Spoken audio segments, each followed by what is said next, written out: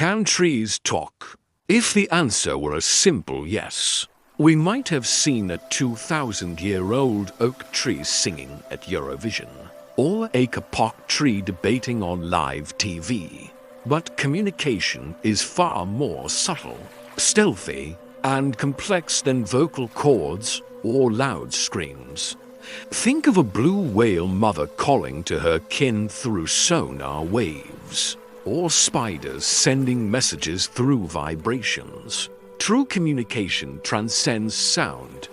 It thrives in mystically hidden networks, silence, reciprocity, and ancestral wisdom. Every living thing and every lifeless object on this planet plays an essential part in life on Earth.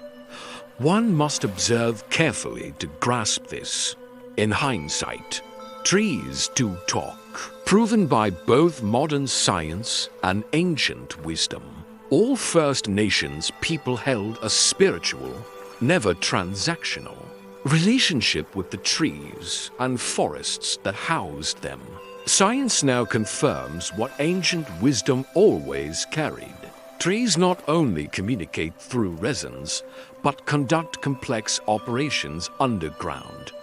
This subterranean network is popularly known as the WWW, or the Wood Wide Web, a vast network of fungi and roots. Through it, they send food, share resources, signal impending dangers, and even hire animals and insects for survival. The centuries-old mother trees go even further, recognizing their own kin, pulling resources specifically for their offspring, and allowing them to grow by extending their root networks or blocking rivals. Perhaps we have to now rephrase our original question from "Can trees talk?" to "Have we been listening?" Consider the simplest task of a tree.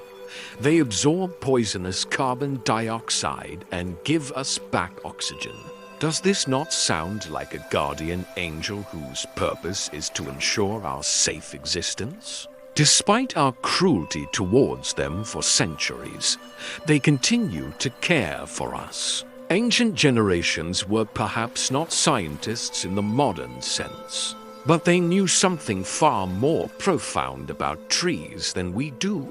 They bathed the trees, made offerings, spoke to them, prayed for them, and made deities out of them.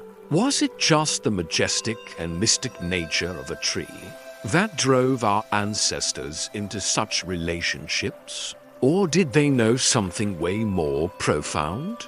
Later societies ridiculed that knowledge, looking down upon those who revered trees as primitive pagans or uncultured idiots.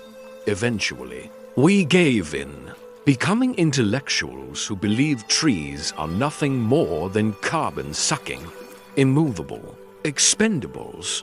Yet, some cultures retained these rituals. In Buddhist culture, the Bodhi tree is treated with deep reverence, worshipped as the sacred tree that allowed Siddhartha Gautama to attain nirvana and become Gautama Buddha. To this day, Buddhists worship Bodhi trees that are saplings of the original tree in Bodh Gaya. In times of sickness, grief, or challenge, they tell their stories, pleas, and complaints to the tree, often finding closure and comfort there, and sometimes miracles come into their lives. What role could a tree be playing in such a moment? Is it sharing the grieving man's energy with the rest of the forest? Is it influencing the electromagnetic field of the human? Or does it somehow absorb our misfortunes, just as it happily absorbs our carbon dioxide, and give us back an ocean of positivity? Perhaps answers to this could be found through a spiritual group whose lives are interdependent with trees. Why did yogis, sages, monks, and even musicians choose to find peace under trees? What is the depth and subtlety of their relationships? Just like water that holds the oldest knowledge of our world, trees hold wisdom and truths in their rings that predate most civilizations. Will we ever be able to tap into that vast knowledge base? By changing how we look at trees before probing deep space, should we not try to understand what's hidden in the wood wide web? Have you found your tree? Have you ever tried talking to a tree or hugging one when under stress?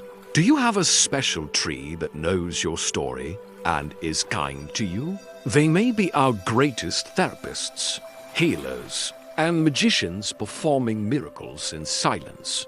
Don't let the world discourage you from making a deep connection with a tree. You may find more peace standing close to one than scrolling through a screen in a digital void. And as always, this is your host Donica DeQuella signing off with a request to join my channel, Silk and Steel. You could support my creative journey by joining my Patreon network.